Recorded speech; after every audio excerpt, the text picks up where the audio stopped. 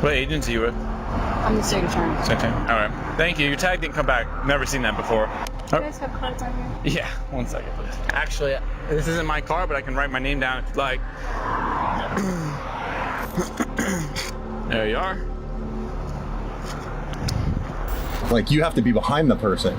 I was behind you. You weren't right behind me. I was looking in my rearview mirror. You weren't behind me at all. I was in the number 1 lane, you were in the number 2 lane. And how many cars back? About 2.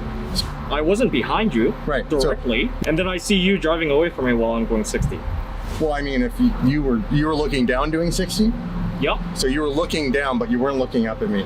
Get on the ground. On the ground. On the ground.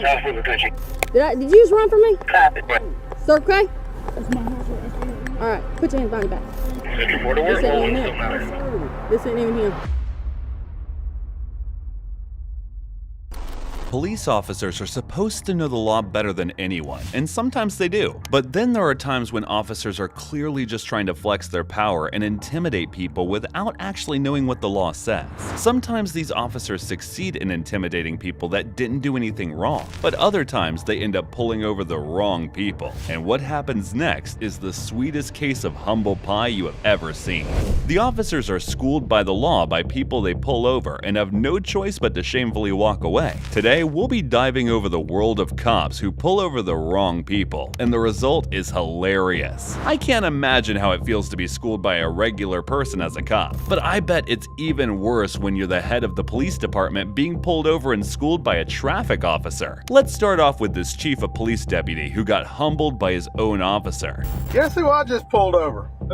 The officer couldn't believe his luck when he caught his boss, the chief police deputy, violating traffic laws. He had to call another officer to laugh about it first. Yarborough. Really? Yeah, the chief deputy driving a Dodge Charger, a souped up Dodge Charger belongs to the sheriff's office. I just clocked this son at 96 in a 35. Really?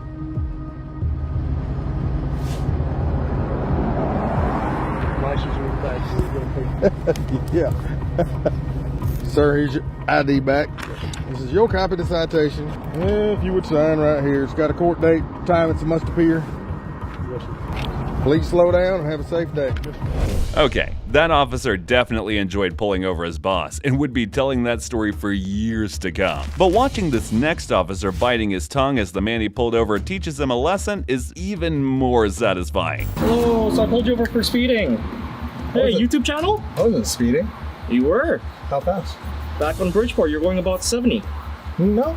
This officer still thinks he's about to pull one over on this supercar owner, but watch the guy use his own words to trip him up. I looked, I was doing 50. Because I was going 60 and you were getting away from me. So do you have it on radar or laser? Pacing. You weren't behind me. I was. Really? Yep. You have that on camera on the dash cam? No dash cam.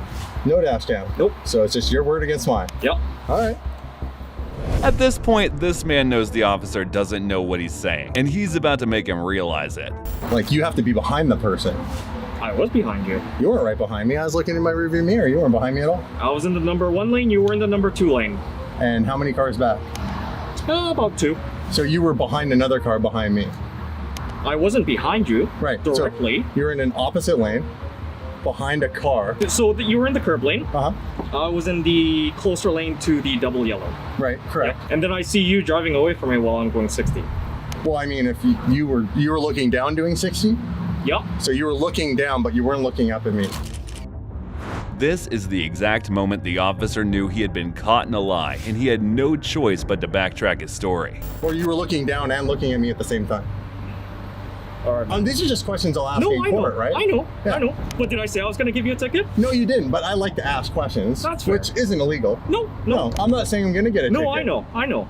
I actually think I shouldn't. I'm gonna have my own reasons for whether I do give you or don't give you a ticket. The officer learned a swift lesson. The man didn't get a ticket. What could be better than that? Well, maybe this next one. What happens when an officer pulls over a guy, makes him get out of his car and get on the ground, proceeds to arrest him while pointing a firearm at him the entire time, surrounded by several other officers? Then they find out they have the wrong guy. Let's find out. Hands out the window! Both hands! You got anybody in there with you? Anybody with you? Take your right hand, open the door. Get on the ground. On the ground! On the ground! The man calmly complies with their order while trying to prove his innocence, but the officers don't care. Did you just run from me? Sir, okay? All right, put your hands behind your back. The officers accuse him of running from them, and even though the man kept insisting he didn't run, the officers placed him in handcuffs. But watch the officer get the shock of her lifetime when she checks out his license plate and realizes she's got the wrong guy. Central, give me that tag. Contact to a 2016 Dodge Challenger there. This ain't even him. But they got almost the identical tag. You're chasing a black Dodge Challenger? Look just like this. Yeah, you good. The police eventually release the man, telling him they're sorry. But this man is about to teach them a lesson they will never forget. Body camera video shows South Carolina police take the wrong man into custody after mistaking his license plate for that of a suspect's. Now he's suing the city for civil assault. He was leaving a Burger King when he was mistaken for someone who was involved in a high-speed chase by the Marion Police Department and was pulled over and subsequently ordered out of his vehicle onto the ground at gunpoint by an officer with the police department and handcuffed. This is not an incident the officers will be forgetting anytime soon, and they're not going to make that mistake a second time. While the officers pulling over the wrong guy negatively affected the man, this next case is even worse. We know sometimes officers don't make sure they have the right person before pulling them over, but what happens when officers have the right car with the wrong person in it? The officers crashed into a car they believed to have been involved in a high-speed chase weeks ago, only to discover the person in the car is not who they were looking for. They had the wrong person. I'm on my way to Walmart to get my kids some food for the rest of the week, for school next week. Head-on collision. Aren't officers supposed to use their lights or sirens if they want to pull a car over? In this case, the officer chose to do neither, instead crashing into the woman's car while she was waiting at a stoplight. This officer here, 4383, head-on collision. I'm sitting at the light. And he comes and hits me from the front. And the officers don't even apologize to her. Instead, they start harassing her as she's trying to film the crash, telling her to knock it off. The worst part is, the woman was not alone in the car. Hits me from the front, claiming that I was in a high-speed chase. I've been in the hospital, having my baby.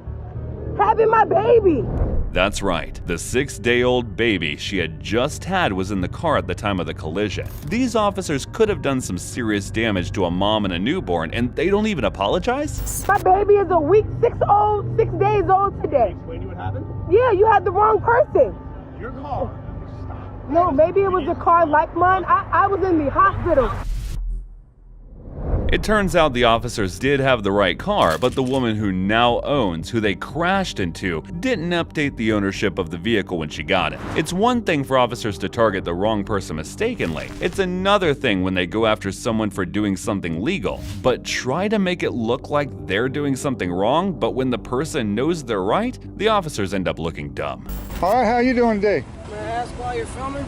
I just feel like it. You just feel like it? Yes, sir. Trying to find anything interesting going on. Can I ask you the name and badge number? Filming the petroleum. So we got a call. Okay. That's why I'm out with you. All right. People are concerned about you filming the petroleum. Just seeing what I can find interesting to report on, you know. You never know when you're going to get that video that's going to make you a lot of money. Although the man has clearly explained why he's there, the officers keep pressing him about it. Watch what happens next. Can I get your name and badge number, sir? You're one of those Second Amendment guys, aren't you? Second Amendment? Yeah.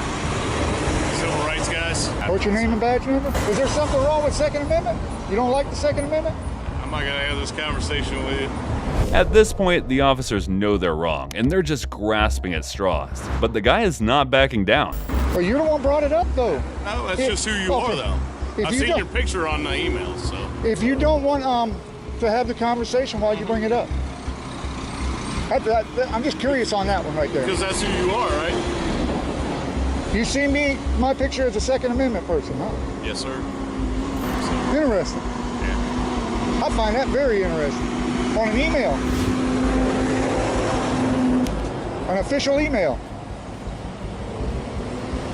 Do you remember what it says? That's our personal knowledge. When the officers saw that the man wouldn't budge, they decided to try to frame him for a traffic jam in the middle of the road. But the man quickly showed them that they were messing with the wrong guy. Nope, Austin, I'm not causing that. Watch what you're causing. You see that right there? I'm parked here because I'm talking to you. You see where she parked? Yeah. She's out of the way. No. You parked in the way.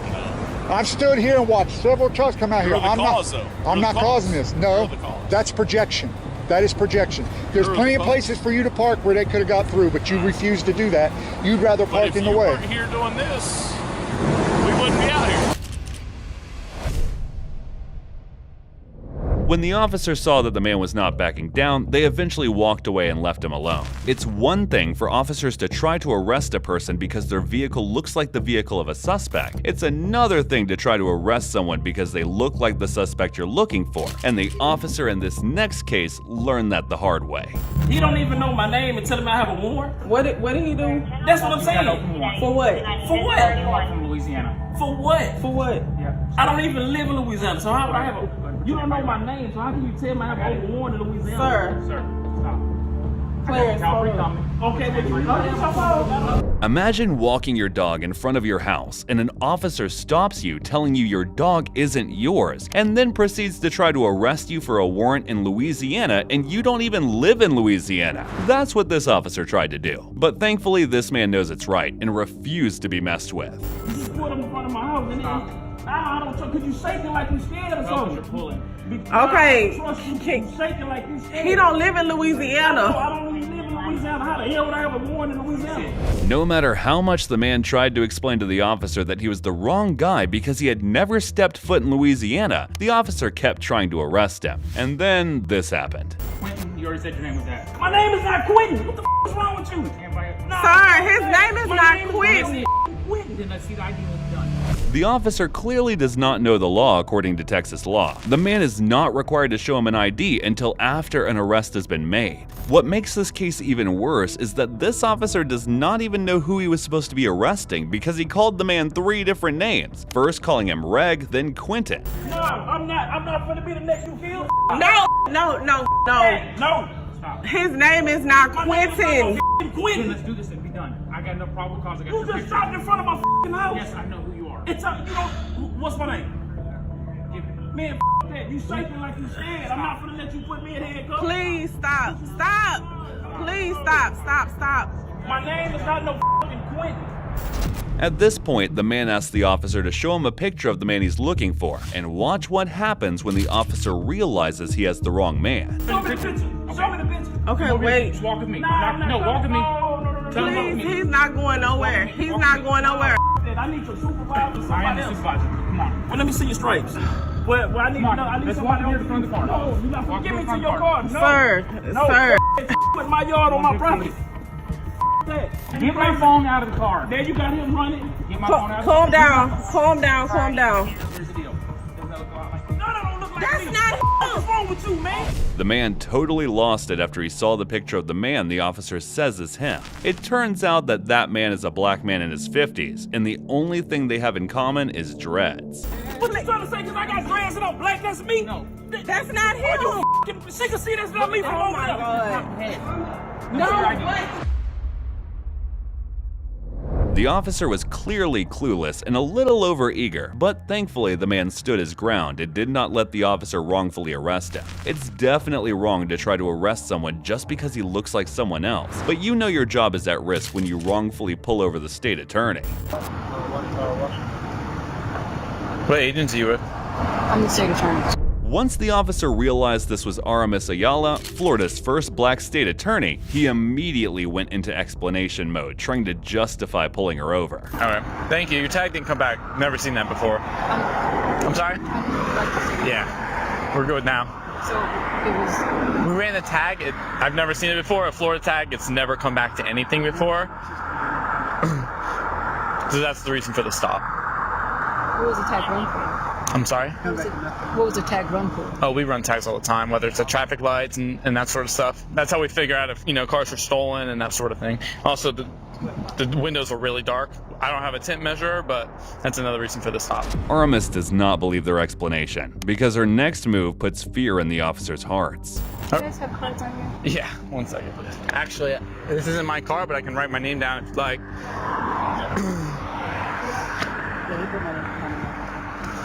There you are. These cases are definitely shocking, and as we look at them, we're faced with a burning question. Are the police really doing their due diligence before pulling people over? And for a lot of these people, if the officers didn't know they were being filmed, what would have happened to the people they wrongfully pulled over? Do you think that more people should film their interactions with officers for safety reasons? Yo, he put something in my car, yo! Capture the first off, putting something on the car seat where he then finds a after his camera turns back on. We gotta find it. You know what I mean?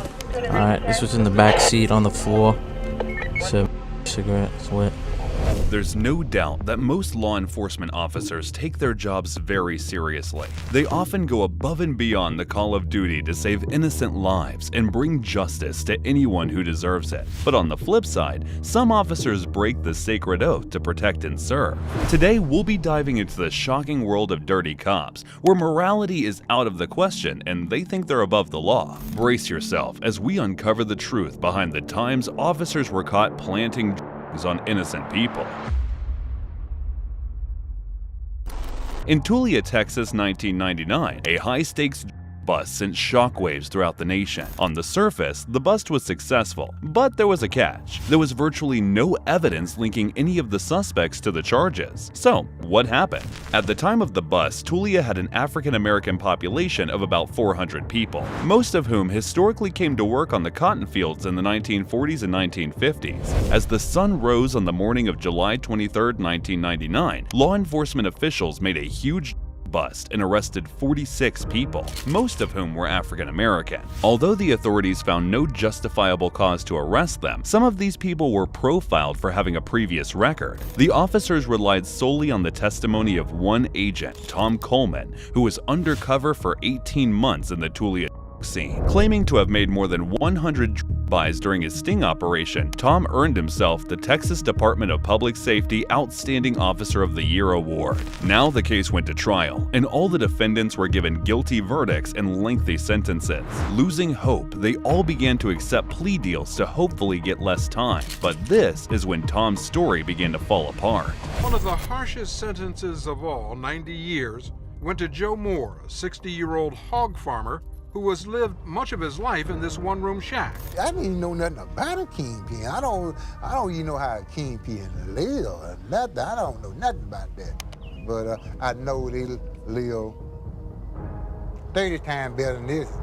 No, 100 times better than this. With pressure from civil rights activists, the Tulia sting was exposed as a gross miscarriage of justice. Tom was exposed for fabricating evidence and planting on innocent people. He was indicted with 3 counts of aggravated perjury, and the defendants were compensated with a total of $6 million. A man named Tom Coleman, an undercover narcotics officer who arrested 46 people, nearly all of them black, and sent many of them to prison for a total of 750 years. That was until the governor of Texas stepped in and pardoned them after a judge accused Tom Coleman of being a liar who falsified evidence, a thief, and a racist.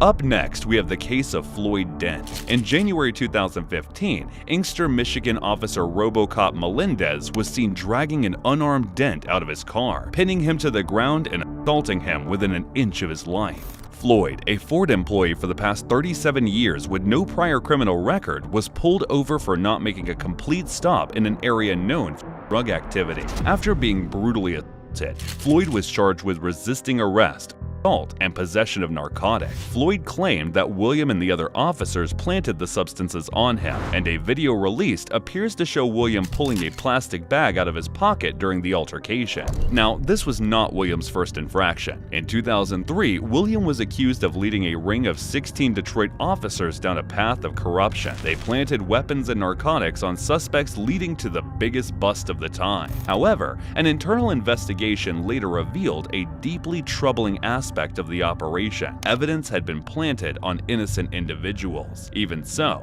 the officers were never formally charged. This revelation led to the dismissal of multiple cases and raised serious concerns about the integrity of the entire operation. It shed light on the lengths some officers are willing to go to secure convictions, even if it means violating the rights of innocent citizens. Of course, this means that Williams' credibility was already questionable, and Floyd's claims were not that far-fetched. Floyd Dent was the only witness to testify today in the criminal case against the cop who beat him, now former officer Bill Melendez. He's charged with 2 counts of assault, a new assault charge added today, as well as misconduct in office. Thanks to the body cam footage of the assault, a judge saw that Floyd was not resisting arrest or fleeing the officers, so those charges were dropped. But with the unethical help of an employee at the Garden City Hospital, Floyd's medical records were changed to paint him as a substance abuser. There is a dispute over the medical records from the Garden City Hospital, not given to the defense, that Dent's attorney says were falsified,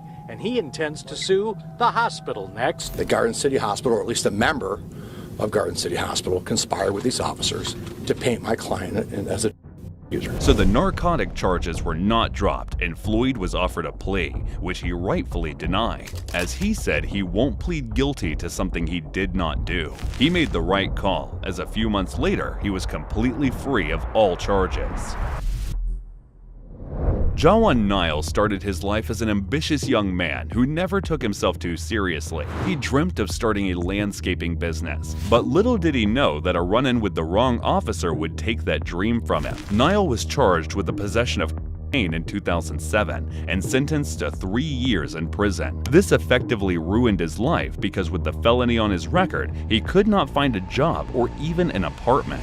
It wasn't until 2021 that he received his certificate of innocence and was finally able to get a job. Unfortunately, just after this small victory, Niles' life met an unexpected end. Not gonna lie, Niles' story is a tragic one, but to make matters worse, he was among nearly 200 people who were wrongfully convicted by disgraced Sergeant Ronald Watts and his team of Chicago officers. Judge has thrown out 44 more convictions tied to a notorious Chicago sergeant who regularly framed people for crimes. For almost a decade, Watts and his team terrorized the streets of Chicago, preying on the innocent and vulnerable. They would plant weapons and narcotics on their victims and extorted money from them to combat the false charges. Watts abused his power as he knew his largely black-targeted population wouldn't be believed. It wasn't until 2012 that Watts and one of his corrupt officers, Khalat Muhammad, were arrested for stealing $5,200 in government funds. This gave their victims the courage to come forward, setting up a ripple effect on Watts' previous cases being vetted.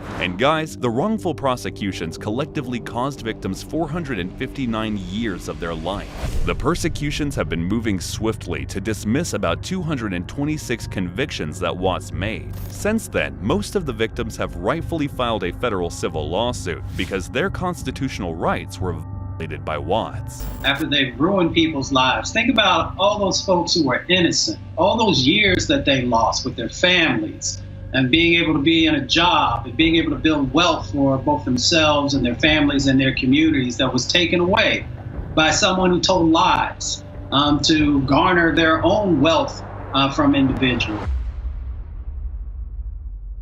Now there is the case of Officer Samuel Lee, who unknowingly filmed himself framing a suspect. In 2017, Los Angeles officer Samuel Lee and his team pulled over 52-year-old Ronald Shield to be charged with felony hit and run. However, this wasn't the only intention of the officers. In the body cam footage, Lee is seen searching Ronald's pockets. Later in his report, Lee stated that Ronald had in his front left pocket. What Lee didn't know was that his partner's body cam would expose the truth. Another video captured shows an officer only known as Officer Gaxiola picking up Ronald's wallet from the street and shows it to Lee, who then confirms with Ronald that it was his. Gaxiola then walks back to the sidewalk and puts the wallet back down, walks over to the streets and picks up a small baggie with white powder. He then motions to Lee, picks up the wallet, and is seen placing the baggie in it. The bag later tests positive for Feeling proud of himself, Gaxiola bragged to other officers about what he found in the wallet. And of course, Lee backed up his story, saying that it fell out of Ronald's pocket.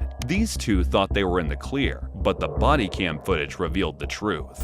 The officer is restricted from field duty. Beck told the police commission this morning that one officer seen on the video has been removed from field duty. The department has launched a personnel investigation, and because of that, he says he can't make many comments. This led to Lee being taken off field duty while the investigation went on. For those who don't know, this case was the first time that body cam footage was available to the public. The last case took place in 2018 in the tight-knit community of Staten Island, New York. The community was shaken to its core when a disturbing video surfaced, one that revealed a horrible breach of trust within the ranks of law enforcement. To make matters worse, this was not the only infraction by these officers. In fact, they did it before. Here's how they finally got caught. Officers Kyle Erickson and Elmer Pastrin were carrying out one of their routine traffic stops, a thing that residents of Staten Island had come to expect from their local officers. However, this one would end a bit differently. In a seemingly ordinary encounter, officers pulled over Jason Serrano and the driver Lasau Kuyate for a broken taillight. Jason was ordered out of the car, but was struggling to move as he recently had stomach surgery. The officers then demanded to have his jacket, which he refused, shaking it out in front of them to prove there was nothing in it. After resisting the impromptu search, Jason was forced to the ground and handcuffed, which caused the surgical wound to flare up. While he lay there in agony, Officer Kyle and Elmer searched the car. They reported finding a small amount of marijuana in the car's cup holder and a small amount of narcotics in Jason's jacket. Jason was placed under arrest and taken to a hospital for treatment of his wound. After his 5-day stint in the hospital, he was understandably surprised to find he'd been charged with resisting arrest and possession of narcotics. Now, once he was discharged, Jason pleaded guilty to the charge of resisting arrest, but denied all the other charges. At this point, Jason's attorney didn't have the body cam footage, but the New York Times published a story about a similar incident that involved the same officers. So for this case, Lasau Kuyate was pulled over for a routine traffic stop. He admitted to smoking earlier, but knew that he no longer had any on him. Elmer searched the car and found nothing. Then Kyle searched and can be heard saying, "We gotta find something." We gotta find it. You know what I mean? For an entire 4-minute stretch, his body cam was conveniently turned off, but when it was turned back on, there was a cigarette on the floor of the back seat. Alright, this was in the back seat on the floor. So, on a cigarette, it's lit. Now back to Jason's case. Kyle's frustration was clear at the fact that their search was clearly coming up empty. At that point, he can clearly be seen placing a small amount of marijuana in the cup holder. What's more, the footage shows that there was absolutely nothing in Jason's jacket. In the end, Jason was one of the lucky few to have his conviction canceled, but there were other victims who weren't given that luxury. And so, as we look back on these shocking cases, we're faced with a distressing reality. The line between power and justice is blurred. The abuse of power, the manipulation of evidence, and the planting of drugs on innocent people have shattered lives and completely shattered trust. Lucky is on the ground between the bed and the wall. You are sitting on his chest. His face is You've been drinking tonight, sir. I'm a captain on the police department. You're right. I mean, if you guys are claiming that I'm a suspect, then, you know, I got a problem with, with that. Can I ask, is this something I should have lawyers on? What was the first thing said? I have the right to remain silent. Okay. Law enforcement officers are supposed to serve and protect civilians. However, there are the few who choose to disrespect the badge they wear. But what happens when the law they're supposed to uphold finally catches up to them? You realize that I'm trying to help you out here. I'm trying to get you out of here quicker, and you're just sitting here. I'm not going to say anything after I've been read those rights yet. Okay. Today, we're diving into some jaw-dropping cases that show the moment when corrupt cops realize their luck has run out. Brace yourselves as we uncover the truth behind the moment corrupt cops realize they're going to prison. Our journey begins with the case of Michael Neely, a former detective from the city of Manford, Oklahoma. Neely's career started with promising potential, but took a dark turn when he was found sitting on top of his police chief's lifeless body. In November 2019, 49-year-old Michael Neely and the Oklahoma Chief of Police, Lucky Miller, made a trip from Oklahoma to Pensacola, Florida for a law enforcement conference. Since the conference was held at the Hilton Pensacola Beach Hotel, the pair found it most convenient to stay at the hotel. Things took a dark turn when other guests started reporting a disturbance coming from room 527 of the hotel. Discovery made after other hotel guests started complaining about yelling coming from their room. A man in the room next door reported hearing a roaring noise, a couple in another room even going to the front desk, asking for a room change. Responding to the noise complaints, a maintenance man made his way to the room where he would stumble upon a chilling sight. A maintenance man was sent to find out what was going on, saying he knocked several times and only heard someone making a grunting noise. Knocking on the door, there was no response, only a near caveman grunt. As soon as the door cracked, Michael could be seen sitting on the clearly unconscious body of his boss. Of course, a report was immediately made and Lucky was pronounced dead. Lucky is on the ground between the bed and the wall. You are sitting on his chest. His face is... This news and the potential of what happened shook the Manford Police Department to its core. The mystery of Manford continues as that Oklahoma town comes to grips with losing their police chief and his right-hand man in the same night during a law enforcement conference in Florida. The pair seemed to be friends, best friends even. Their colleagues said the pair spent so much time together that it was easy to assume they were inseparable. There's a lot of people, like I said, in your unit, said you guys were practically brothers. He was one and you were two. So, what happened? Neely's arrest happened without hesitation, and statements were taken to hopefully make sense out of this entire situation. Based on the arrest report, a witness from 2 doors away stated that they heard someone making a roaring type noise. This was followed by a voice pleading, "Stop it, Mike." This continued until the voice grew weaker and eventually stopped altogether. The statement that was given by the second noise complaint could hear a male saying, Mike, stop, and then it just went quiet. Now, just before the EMS got to the scene, the maintenance man who found them yelled Neely to get off of Miller. When he resisted, the man pulled Neely off with so much force, causing him to fall to the floor.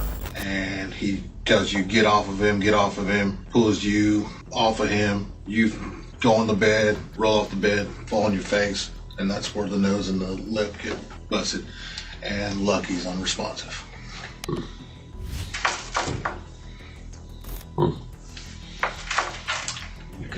When the EMS arrived, they found Miller with such bad facial injuries that his right eye was swollen shut. His face was, his right eye was pretty much swollen shut.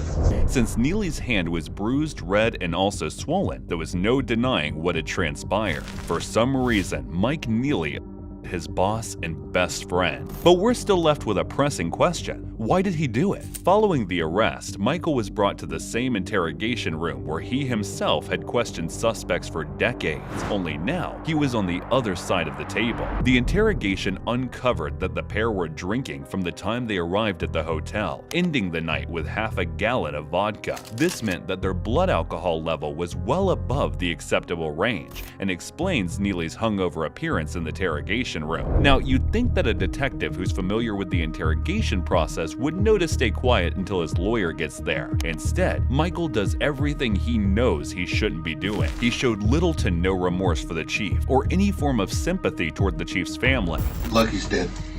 Lucky's dead. Yes, sir. Okay.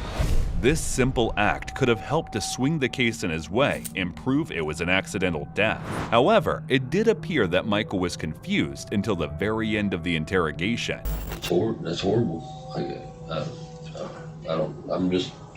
I'm flabbergasted, really. I can't believe it. Obviously, the investigating officers weren't buying Michael's version of what happened and his nonchalant demeanor. Unable to dispute the staggering evidence against him, the gravity of the situation started to set in for Michael. He was ultimately charged with life imprisonment for the second-degree murder of Oklahoma Chief of Police Lucky Miller. A medical examiner testified Miller had injuries to his head and died from force trauma and asphyxiation by and So even in the absence of a concrete motive, the mountain of evidence and witness statements all led to the jury making a swift decision that Michael Neely was guilty on all accounts. But in the end, the judge ordered Neely to serve life in prison.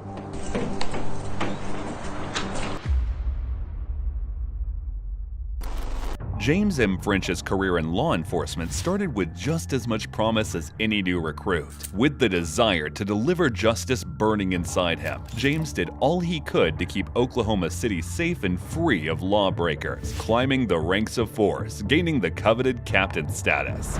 However, James took his newfound power as a way for him to abuse the law for his personal gain. As a captain, James fully believed that he could do whatever he wanted and get away with it. He believed that all junior officers would bend to his will and let him go without consequences, but James could not be more wrong.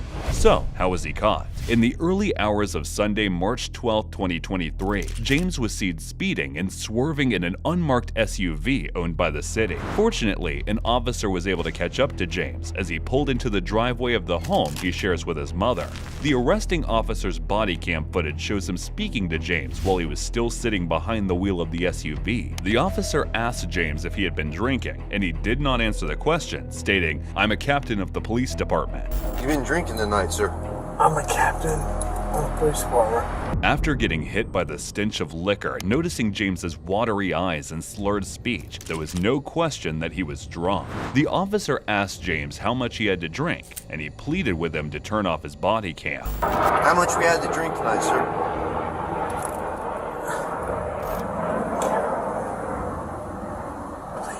Huh? I'm not turning my camera off. Okay. Go ahead and step out of the vehicle.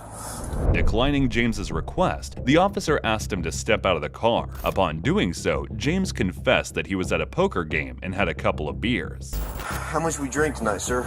I was at a poker game. How much you drink at your poker game? Not much. Not much? How much is not much? I don't know. Beer? Liquor? Yeah. How Beer. many beers? 3 or 4.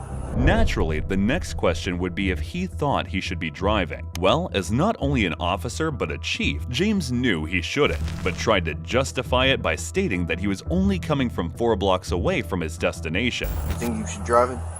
No, but I came from 4 blocks. Now, of course, when James was asked to do a series of sobriety tests, he failed all of them. It was at this moment that he realized he was definitely going to be charged and tried to talk to the officer and plead his case one last time. Go ahead and turn around for me. Put your hands behind your back. Are you gonna arrest me, sir? Yes, I am. Can I talk to you? Go ahead and put your hands behind your back, sir. Now that James failed his sobriety test and was caught on camera trying to use his position to persuade an officer to basically give him a pass, he was taken into custody. He was booked in the Oklahoma County Detention Center. Since the arrest, James has been bonded out, and the case of his DUI charge remained an open investigation. In the end, James was placed on paid administrative leave, pending investigation. Our next case takes us into the twisted tale of Stephanie Lazarus, a police officer who hid a dark secret for more than 2 decades. Stephanie worked for the Los Angeles Police Department and managed to stay under the radar in the 1986 case murder of Sherry Ramusin. It wasn't until DNA technology began to evolve that her involvement was brought to light. On February 24, 1986, Dr. Nels Ramusin's world would come crashing down as he got the tragic news of his baby girl's death. 29-year-old Sherry was incredibly intelligent and loved by everyone in her life, especially her father and her husband, who she she'd married just 3 months before her brutal attack. Now, Sherry and her dad had always been close. They shared everything with one another. So when she was murdered, there was no doubt in his mind about who had done it. During one of their regular calls, Sherry informed her father about someone who was stalking and harassing her. He shared his concerns with the detectives on the case, but they were set in their theory that this was simply a robbery gone horribly wrong, so they didn't even follow up on her father's suspect. Not gonna lie, this theory was faulty at best. The crime scene did not indicate a robbery. Rather, it showed that someone tried to make it look like there was one in order to throw officers off. Since a thief is unlikely to commit such a violent attack, nothing of monetary value was taken, and Sherry lived in a gated community, then it's unlikely that a burglar would have taken the chance. They would have been more likely to go after someone who wasn't such a high risk. However, there was one person in her life that would be the key to cracking this case wide open: her husband, John Ruetten. When the couple started dating, Sherry's father was not on board. His daughter was decisive, competent, and direct, and progressed beautifully in her career. On the other hand, John was immature and indecisive. They just didn't seem like a good fit, but Sherry was happy. So Dr. Rasmussen was happy for her. But it turns out that his initial assessment of John was correct. Before Sherry, John had another woman in his life, and her name was Stephanie Lazarus. To John, the two were just friends with benefits, and he had no intention of ever spending the rest of his life with Stephanie. However, to her, they were deeply in love and moving toward marriage. Was there ever any relationship or anything that developed between you guys? Yeah, I mean, we dated, you know, I mean, what's this all about? Stephanie later became an officer in the LAPD and heard the heartbreaking news of John's engagement. Panicking, she begged John to pick her instead. He declined, but quickly took her up on her offer to sleep together one last time. Of course, he still married Sherry, and this is when Stephanie began showing up at the couple's condo. Since Sherry's murder, DNA evidence became more advanced, and this would be the break in the case her father had been longing for. Stephanie continued to excel in her career and rose through the ranks, becoming a well-respected detective. In 2005, she was called in under the ruse of a casual interview with fellow detectives Dan Jaramillo and Greg Stern. You see, Stephanie didn't know that the coroner swabbed a bite mark that was left on Sherry. So with the new DNA testing equipment, all they needed was a DNA sample from the prime suspect, John's ex-lover, Stephanie. After his wife died, did you talk to him again or anything? Yeah, I mean, I did talk to him.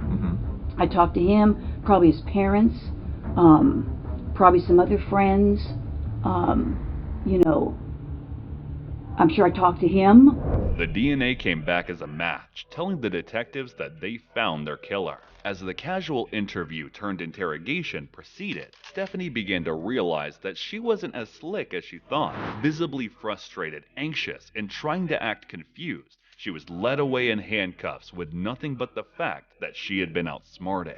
You're right. I mean, if you guys are claiming that I'm a suspect, then, you know, I got a problem with, you know, with that. Okay?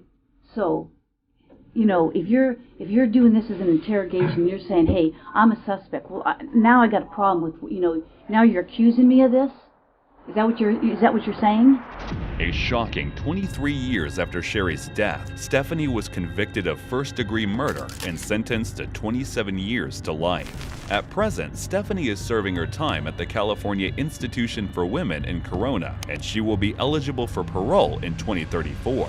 Dr. Rasmussen and his family were left with the overwhelming feeling of grief and anger to know that the person he suspected was the perpetrator all along. Sherry's dad assumed that the LAPD purposefully mishandled the case to protect one of their own and filed multiple lawsuits in 2010. The suits were eventually thrown out because the statute of limitation expired. Let's continue with the case of Jalen Fleer, a San Diego deputy sheriff who massively betrayed the trust placed in him by the community. You see, the once respected deputy did the unthinkable, and his career came crashing down when he was arrested for 20 counts of children. Well, that's right. Deputy Jalen Fleer had been working at San Diego Central Jail when these allegations first surfaced 4 months ago. He was placed on desk duty with no contact with the public. Tonight, those who knew the one-time star athlete at Santana High say they are stunned. Before Jalen became a deputy sheriff, he had a promising career as a baseball player. Starting in high school, Jalen was so good at baseball that he pitched for the San Diego Storm baseball team. His life took a different trajectory when Jalen joined the noble path of becoming a law enforcement officer. While the fine details of his life aren't exactly known, we do know that Jalen is a husband and father, which makes his crimes all the more disturbing. Between March 27th and April 8, 2020, Jalen got involved in a series of criminal activities.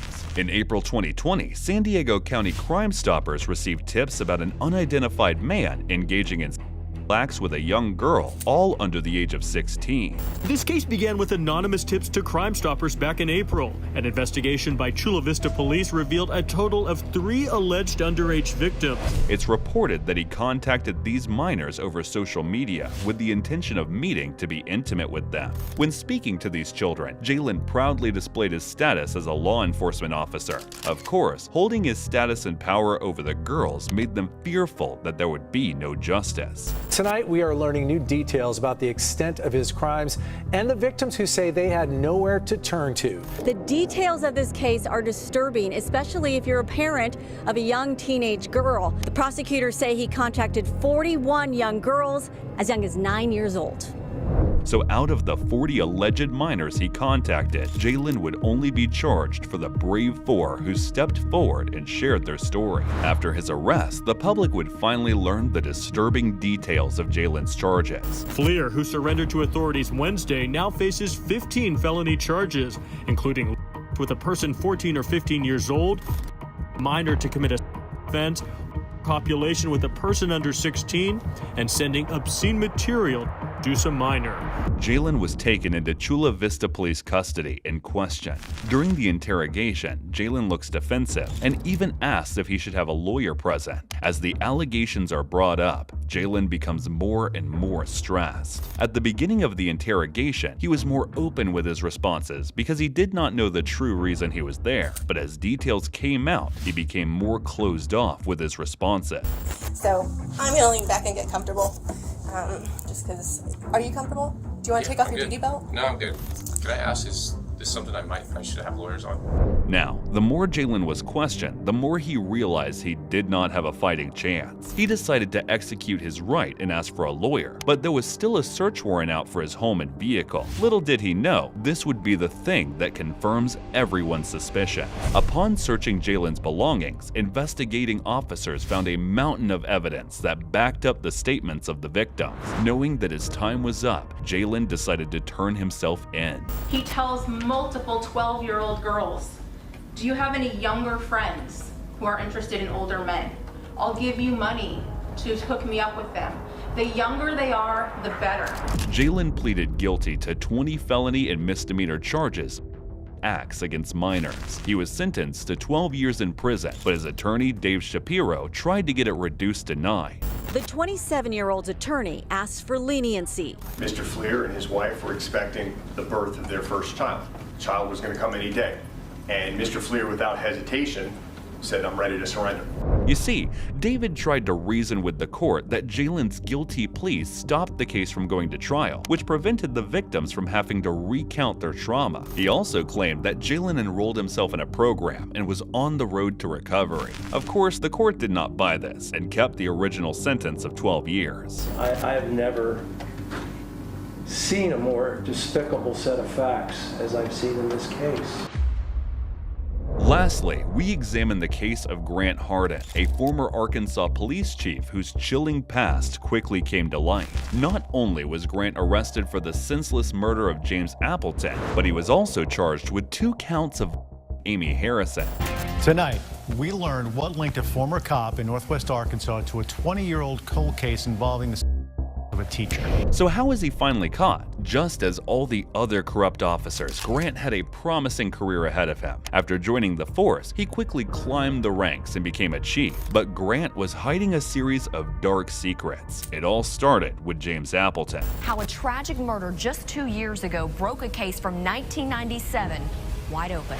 James was a kind, intelligent, caring person who was loved by everyone in his life. He held multiple careers, but when he got his position at Gateway Rural Water Authority, he decided to settle in Arkansas City. On February 23, 2017, James was sitting in his truck while on a phone call with his brother-in-law. At that point, a car pulled up alongside him, fired at James through his window, and made a speedy getaway. When EMS arrived on the scene, it was already too late. I heard the shot. That's when you heard the shot. A booming gunshot, followed by the discovery of a man dead in his Gateway work truck. The victim was James Appleton. Moments after the deadly shot, deputies needed help finding the suspect. A name surfaced at the scene from a witness. Did you physically see him inside the car? Yes. Who was it? His name is Grant Harden. Just like that, James's life had been taken from him. Grant's other victim is a Frank Tillery Elementary School teacher, Amy Harrison. In November 1997, the teacher who chose to remain anonymous got to campus early to work on her lesson plan. She took a quick break to use the washroom in the teacher's lounge and was ready to get back to work. As she exited the lounge, she was pushed back inside by a man wearing a stocking cap and sunglasses. Then, at gunpoint, he forced himself on her and fled. The perpetrator was careful to not wear shoes or touch any surface, which made officers suspect he had some form of law enforcement training. But he wasn't as careful as he thought, as he had left bodily fluids on Amy. A sample was taken, and this would be the nail in his coffin almost 20 years after the incident. Well, a cold case that stunned Northwest Arkansas is set to be back in front of a judge tomorrow. Grant Harden is expected in Benton County Court in connection with a case from 1997. Police say they got a break when Harden submitted his DNA to the state after he was sent to prison for an unrelated crime. Initially, Grant was only a suspect in the case of James's murder. Thanks to eyewitness statements, he was identified as the killer. This discovery was met with discomfort since Grant was such a prominent community figure. To top it all off, Grant's wife claimed she thought he was doing yard work at the time of the murder, which just poked more holes in his already shaky alibi. With that, he was taken in for questioning. From the get-go, Grant seemed anxious in the interrogation room, but the detectives tried a friendly approach to get him talking. After Grant was read his rights, he decided to remain silent and not give the detectives any information. I'm not going to say anything after I've been read those rights yet. Okay. Why don't you want to talk to me about your day? Okay. So you don't want to explain what you've done today? Did you? Is there a reason behind that? You read me my rights, and I don't know why. And so, what was the first thing said? I have the right to remain silent. Okay. Frustrated, the detectives leave the room, and Grant is seen trying to leave as well. He stated that he needed to get home and get ready for work, but the detectives kept him there. Not gonna lie, Grant was one of the more intelligent suspects in this video because he held his silence throughout the interrogation. But fortunately, there was enough evidence to get him arrested anyway. With the witness statement, the lack of an alibi, and reasonable suspicion, Grant was arrested. On October 16, 2017, he pleaded guilty to first-degree murder. Now, there was no clear motive, and Grant received a 30-year sentence for James's murder. But that wasn't all. Since Grant's arrest, his DNA was gathered and ran against the evidence from the estate of Amy in 1997. With the DNA being an unmistakable match, Grant pleaded guilty for his crimes against Amy, which added 50 more years onto his 30-year sentence. A tearful Harden then addressed Harrison saying, quote, "I hate my own life and I hope you're gonna be okay, and one day I hope you can forgive me. I am so sorry." Now, this sentence was added to the previous one, totaling 80 years for all his crimes. However, Grant took a plea deal, which got his sentence reduced to 21 years for James's death and 14 years for the teacher's escape.